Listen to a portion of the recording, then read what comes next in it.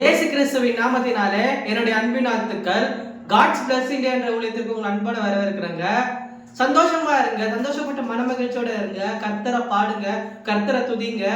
என்ன பிரதர் இப்படி எல்லாம் சொல்லிட்டு இருக்கீங்கன்னு யோசிச்சுட்டு இருக்கீங்களா? இந்த வீடியோ பார்த்துட்டு இருக்கிற நீங்க கர்த்தரை துதிக்கணுமாங்க, கர்த்தரை கீர்த்தனம் பண்ணணுமா, கர்த்தருக்காக புது பாட்டு பாடணுமா? என்ன பிரதர் நான் இந்நாள் வரைக்கும் இப்படித்தானே இருக்கிறேன், இன்னும் நீங்க செய்யணுமா? நீங்க இந்த வீடியோ பார்க்குற நீங்க தான் செய்யணுமா? எதுக்குன்னு தெரியல. சரி, நான் பேசி பொறுப்பா விரும்பல, கர்த்தருடைய வார்த்தைக்கு போலாம் வாங்க.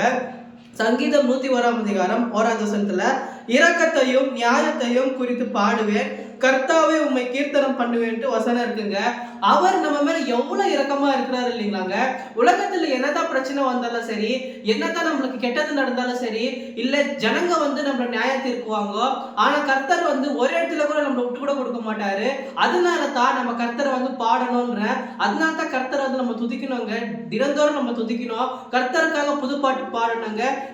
எப்பொழுதும் நம்ம மனமகிழ்ச்சியோட சந்தோஷத்தோட கர்த்தருக்கு வைத்து பாடிட்டே இருக்கணுங்க.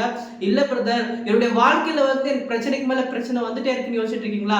துதி எடுத்தா கண்டிப்பா சாத்தான் ஓடிடுவாங்க. நீங்க யோசிக்காதீங்க.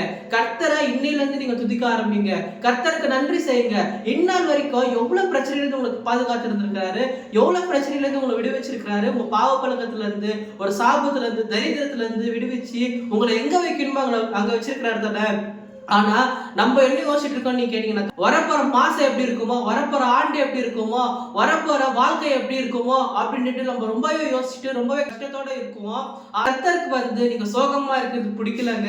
அதனால தான் இந்த வீடியோ பார்க்குற உங்ககிட்ட சொல்லிட்டு இருக்கிறாரு, கர்த்தரை பாடுங்க, கர்த்தரை துதிங்க. நீங்க அப்படி செய்யும் போது நீங்க அறியாமலே ஒரு சந்தோஷம், நீங்க அறியாமலே ஒரு பெரிய சந்தோஷம், நீங்க அறியாமலே ஒரு மன மகிழ்ச்சி உங்க மனசுல வரும், ஒரு நிம்மதி வரும். அதனால தான் கர்த்தர் உங்களை பார்த்து சொல்லிட்டு இருக்கிறாரு. இந்த வீடியோ உங்களுக்கான வீடியோ தாங்க. சந்தோஷத்தோட மன மகிழ்ச்சியோட இருங்க, எல்லா பிரச்சனையும் போகுங்க. டாங்கே சமாச்சாரம் ஆச்சு. God bless you.